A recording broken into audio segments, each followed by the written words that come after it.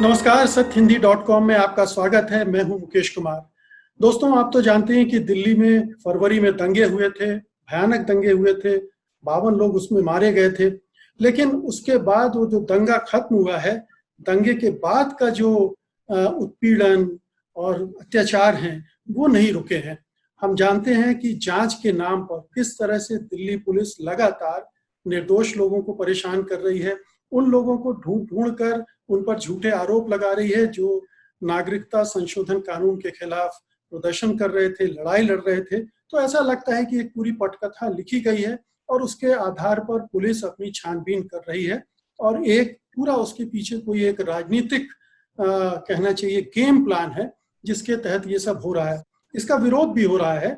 कुछ समय पहले फिल्म इंडस्ट्री के कुछ जाने माने निर्देशकों ने इसका विरोध किया था, फिर महिला संगठन और महिला कार्यकर्ताओं ने विरोध किया था और अब कुछ और सिविल सोसाइटी के लोग, नेता, पत्रकार, संस्कृति कर्मियों ने फिर एकजुट होकर फिर से ये आवाज उठाई है कि दिल्ली दंगों की निष्पक्ष जांच कराई जानी चाहिए।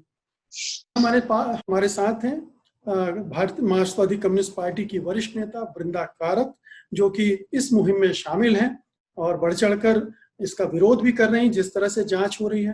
तो आज हम उनसे बात करेंगे कि उन्होंने ये जो कदम उठाया है कि दिल्ली के मुख्यमंत्री अरविंद केजरीवाल से मांग की है कि एक निष्पक्ष जांच को सुनिश्चित करने के लिए वो कदम उठाए, उसमें उन्हें क्या उम्मीद लगती है। क्योंकि पहला सवाल तो अरविंद केजरीवाल की प्रतिबद्धता को लेकर ही उठ रहा है। अरविंद केजरीवाल खुद कहाँ हैं? पिछले कुछ समय से लग रहा है कि वो बीजेपी के साथ मिलकर काम कर रहे हैं। तो ऐसे में उन्हें क्या उम्मीद लग रही है कि क्या केजरीवाल इस पर कुछ कर पाएंगे? वृंदा जी। नमस्कार मुकेश जी। दरअसल वो जो हमने मेमोरेंडम दिया है, एक चिट्ठी दी है केजरीवाल जी को, ये सिर्फ मेरे तरफ से नहीं, ये दिल्ली के बहुत एमिनेंट नागरिकों की तरफ से ही है।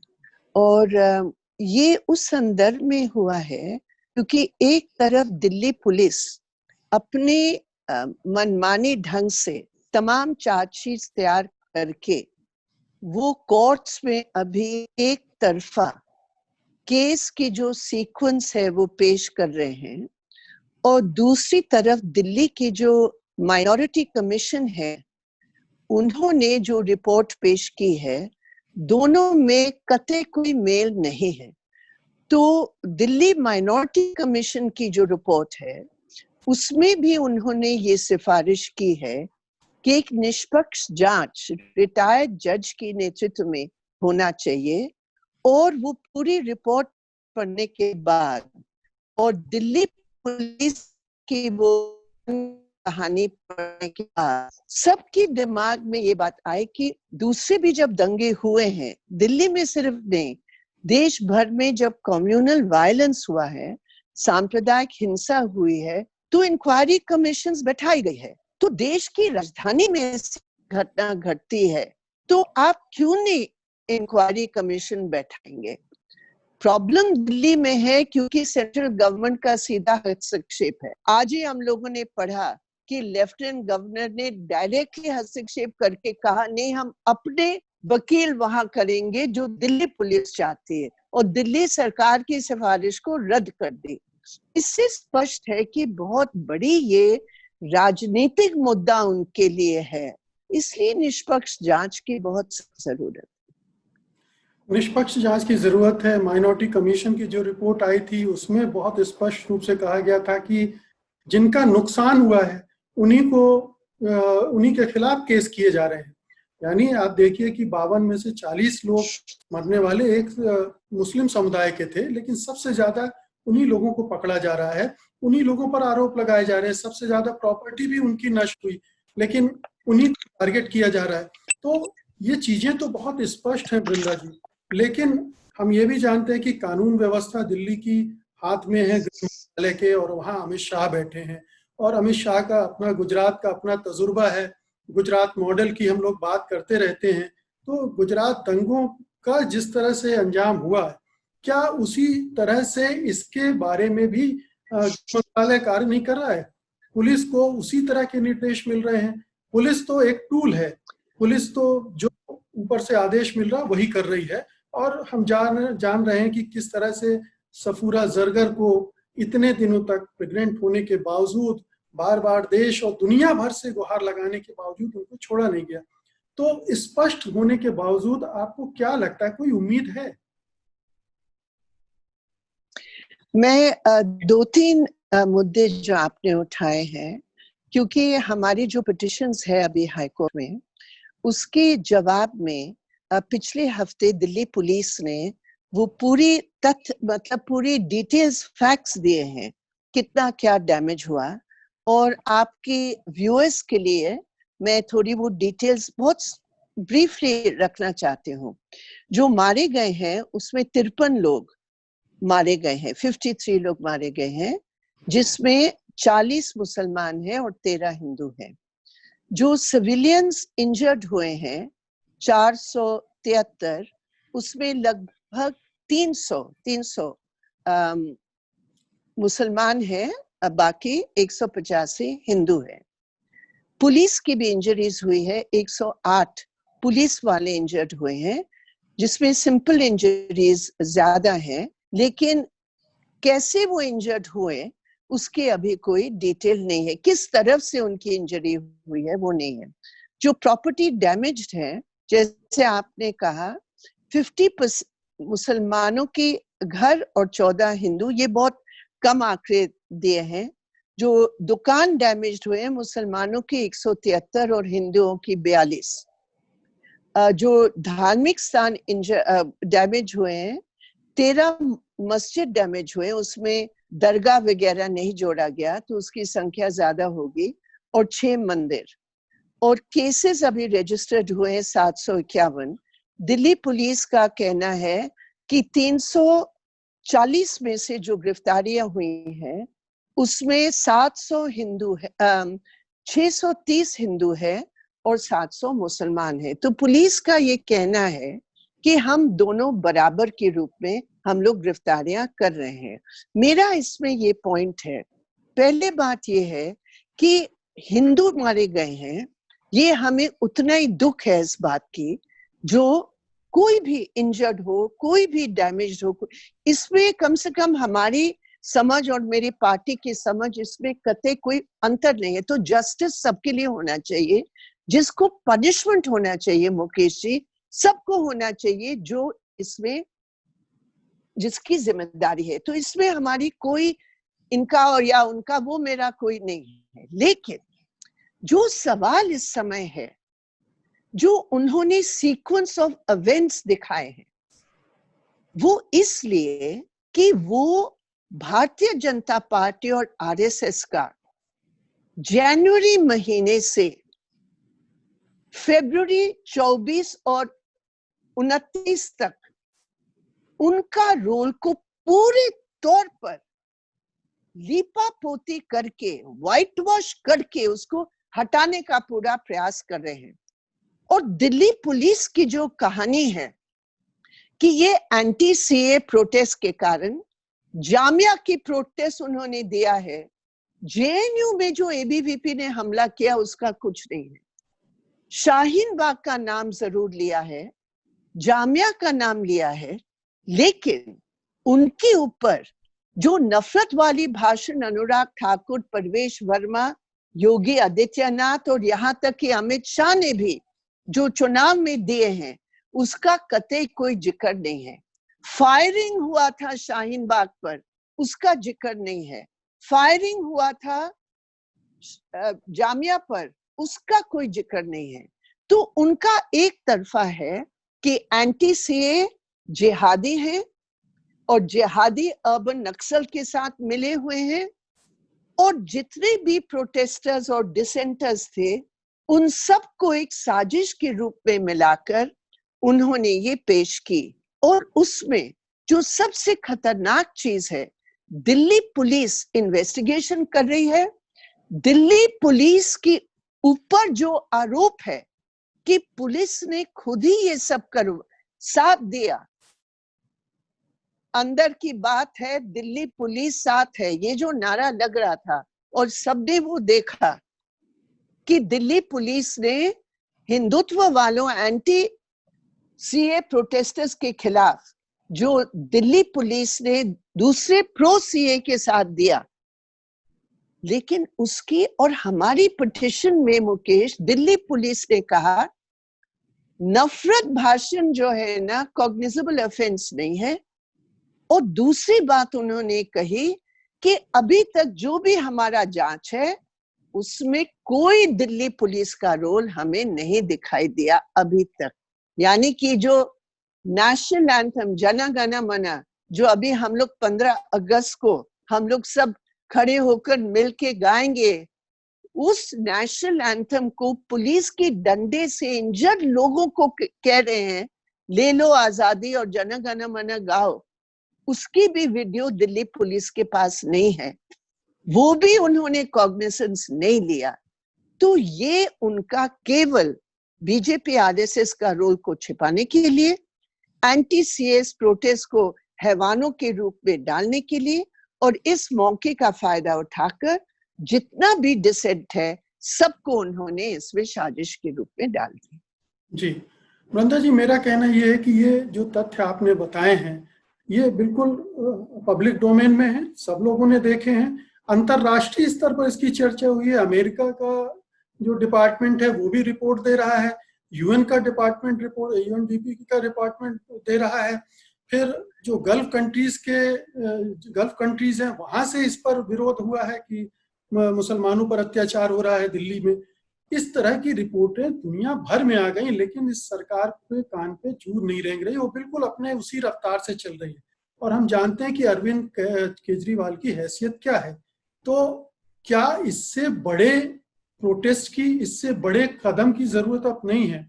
मसलन जो राजनीतिक दलों की जो सक्रियता दिखनी चाहिए वो दिल्ली में बिल्कुल नहीं दिख रही। कांग्रेस बिल्कुल दम साध के चुप लगाकर बैठी हुई है, और भी कई पार्टियां हैं जो खुलकर नहीं आ रही, जबकि इसका एक राजनीतिक स्तर पर जब तक विरोध नहीं होगा तब तक शायद ये सरकार सुनेगी भी नहीं।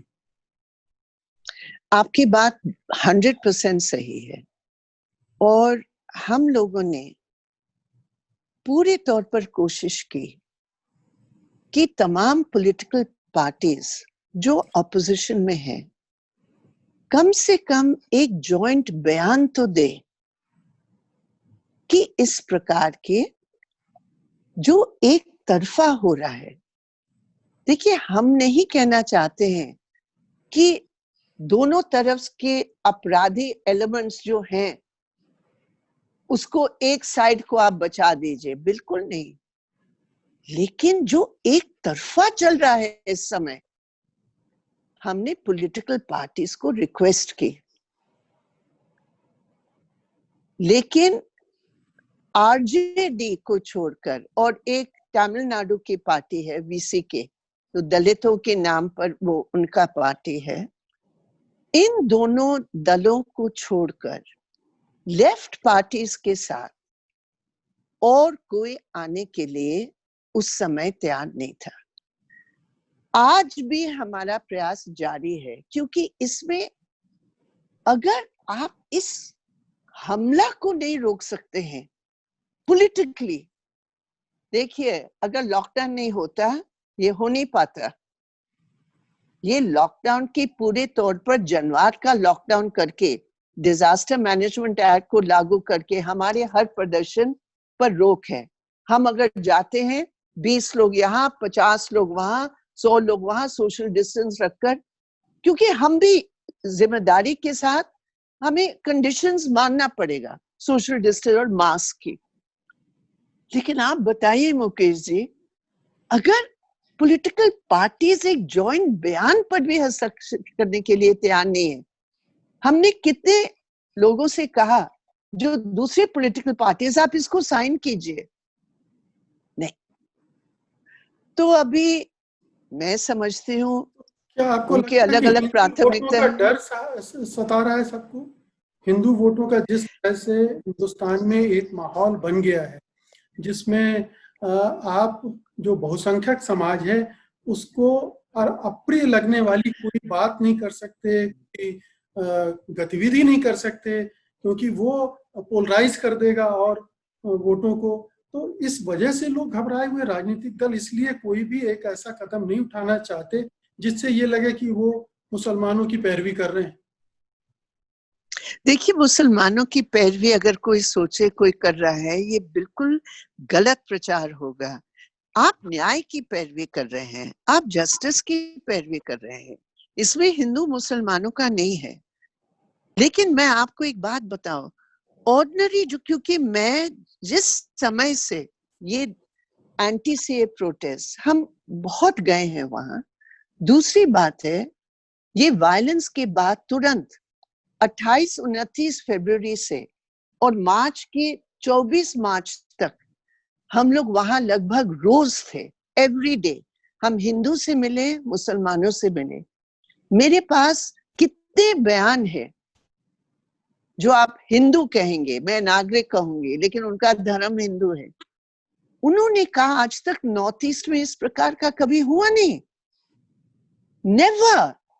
नॉर्थ ईस्ट दिल्ली में आज तक जितने भी टेंशन हुआ बाकी प्रदेशों में, नॉर्थ ईस्ट दिल्ली में कभी हुआ नहीं। तो वो भी परेशान है। देखिए, तो मैं ये कहूंगी कि अगर पॉलिटिकल पार्टी सोचे कि तमाम मेजॉरिटी कम्युनिटी के लोग इसके साथ थे, तब अरविंद केजरीवाल कैसे जीता चुनाव? जब अमित शाह की नेतृत्व में ये पूरा माहौल बिगाड़ने का, यही एंटी सीए, मतलब वो हार गए चुनाव, ये वो सजा दे रहे दिल्ली वालों को। लेकिन दिल्ली ने उस सांप्रदायिक भावना को रिजेक्ट किया। यही दिल्ली है। फरवरी 10 को चुनाव आए और चुनाव में भारतीय जनता पार्टी साहब सिर्फ नॉर्थ ईस्ट में वो जीते, उनके 5 एमएलए जीते। तो अभी जो हिंदू वोटर नॉर्थ ईस्ट का है, वो क्या नहीं सोचेगा कि हमने एमएलए जिताकर ये हमने आफत मोल ली अपने लिए?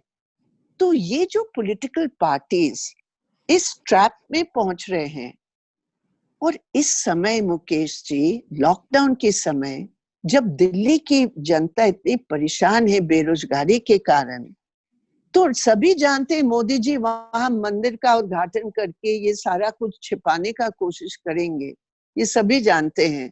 ये तो खुले आम, न राम की बात है न मंदिर की बात है, ये बात है सिर्फ उनकी कुर्सी की और ध्यान बांटने की। सभी जानते हैं, ये कौन नहीं जानता है?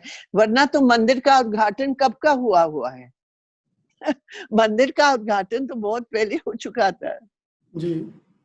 और दलित ने उस समय, आप याद कीजिए, उस समय दलितों को लाने की प्रयास कर रहे थे, तो उन्होंने कहा हम दलित को लेकर पहले हम ईंट वहां लगाएंगे। याद है ना मुकेश जी? तब तो आप बहुत ही कम उम्र के थे पता नहीं आपको याद होगा, स्कूल में पढ़ते होंगे आप। याद है। नहीं, मैं पूरा उस समय सक्रिय पत्रकार था, तो एक एक घटना बिल्कुल याद है। लेकिन देखिए, इसी लॉकडाउन में आप देख रहे हैं कि हैनी बाबू को भी अरेस्ट कर लिया गया, वर्मा की हालत खराब है, और भी 10 और लोग वहां पर बंद हैं 2 सालों से, चार्जशीट दाखिल नहीं हो रही है। एक पूरा सिस्टम, पूरा इंस्टीट्यूशन कोलैप्स कर रहा है। न्याय व्यवस्था कुछ सुनने को तैयार नहीं है। सुप्रीम कोर्ट को लेकर 100 सवाल हो रहे हैं। तो आपको कभी कभी ये नहीं लगता कि सारे दरवाजे बंद कर दिए गए हैं लोकतंत्र के, न्याय के, और एक घुटन सी पैदा हो गई है जिसमें निराशा भरती जा रही लोगों में?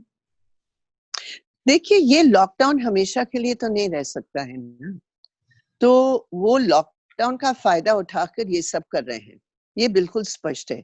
अभी बिहार के चुनाव भी ये इलेक्शन कमीशन के ऊपर दबाव डालकर पूरा डिजिटल चुनाव बिहार जैसे इलाके में करना चाहते हैं, जहाँ बिजली तो मिलती नहीं है, डिजिटल आप क्या करेंगे वहां?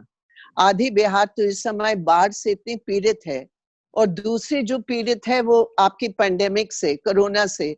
लेकिन ये लोग बस डिजिटल चुनाव करके करोड़ों रुपया खर्च करके ये चुनाव की, तो जो पॉइंट है मुकेश जी, ये जो निराशा की जो बात आ रही है, मेरा ये मानना है कि ये कट रहा है। अब आप बताइए मुकेश जी, कभी कल्पना कर सकते हैं आप कि इसी लॉकडाउन में आदिवासी और मजदूर वो 41 कोल ब्लॉक्स जो वो बेचने जा रहे हैं, ऑक्शन करने जा रहे हैं, आप बताइए लाखों मजदूर 3 दिन की सबसे ऐतिहासिक कोल वर्कर्स हड़ताल, जुलाई महीना 2, 3, 4 जुलाई, हजारों लाखों मजदूर शामिल हुए। अभी पूरे ऑर्गेनाइज सेक्टर मजदूरों की, बैंकिंग बोलिए, डिफेंस बोलिए, ये कहते हैं आत्मनिर्भर मजदूर और कर्मचारी कह रहे हैं ये तुम अपने को बिल्कुल बेच रहे हो और देश को बेच रहे हो। हड़तालें शुरू होगी मुकेश जी, किसान आगे आ रहे हैं, प्रवासी मजदूर परेशान है, तो आप कब तक रोकोगे? आपने हमेशा सांप्रदायिक ताश आपने खेली, हमेशा। अब आप उसको बहुत आगे लेकर गए हैं, क्योंकि आप हर सिस्टम को, जैसे आपने बिल्कुल सही कहा, ये पूरा सिस्टम को हाईजैक कर रहे हैं। और जो प्रशांत भूषण के साथ अभी सुप्रीम कोर्ट ने भी कंटेम्प्ट पिटिशन, अब आप बताइए, वो कहते हैं कश्मीर में सब आजाद हैं, और सैफुद्दीन सोज जिसकी वाइफ पिटिशन लेकर गई सुप्रीम कोर्ट, माननीय सुप्रीम कोर्ट ने कहा क्यों तुम आ रहे हो जब पुलिस बोल रही है? तो सुप्रीम कोर्ट को थोड़ा देखना चाहिए, पुलिस पर इतना भरोसा करके न्याय नहीं होगा। माननीय सुप्रीम कोर्ट, थोड़ा सैफुद्दीन सोज के घर पर आप तस्वीरें देखिए कि वो खुद मीडिया से भी बात करने के ऊपर उनकी पाबंदी है। तो ये कोर्ट्स की जो आपने जिक्र किया है, मुझे लगता है सारे इंस्टीट्यूशंस का जो हाईजैक कर रहे हैं, ये एक बहुत खतरनाक बात है। और इंडिपेंडेंस डे पर हम अपने इंस्टीट्यूशंस की ऑटोनॉमी की अगर हम बात सोचे, 15 अगस्त को जब लाल किला पर मोदी जी अपना भाषण देंगे, हम जानते हैं जी कि एक्चुअली हकीकत क्या है। जी सभी जानते हैं हम क्या, हम का मतलब भारत की जनता। जी, अब अधिकांश लोग समझने लगे हैं कि हम एक अघोषित आपातकाल में रह रहे हैं, एक अघोषित इमरजेंसी और एक अघोषित सेंसरशिप चल रही है, और उसमें जो तमाम इंस्टीट्यूशंस हैं वो किस तरह से सत्ता के सामने नतमस्तक हो गए हैं। बहुत दिक्कत भरी स्थिति है, लेकिन जैसा आप कह रही हैं, लॉकडाउन का फायदा उठाया जा रहा है, लेकिन लॉकडाउन खुलेगा तब क्या होगा, ये देखने वाली बात है। बहुत बहुत शुक्रिया वृंदा जी, आपने वक्त निकाला। Thank you Mukesh. और आपसे बातचीत करना हमेशा ही बड़ा आनंददायी रहता है, और नई चीजें आप सामने रखती हैं। बहुत बहुत शुक्रिया। हम लोग बहुत बहुत दिनों के बाद हम लोग मिल रहे हैं मुकेश, मुझे भी बहुत अच्छा लगा। ऑल द बेस्ट आपके इस चैनल के लिए, all the best. Thank you, नमस्कार। सत्य हिंदी के और वीडियोस को देखने के लिए हमारे YouTube चैनल को सब्सक्राइब करें और सीधे नोटिफिकेशन पाने के लिए बेल आइकन दबाएं।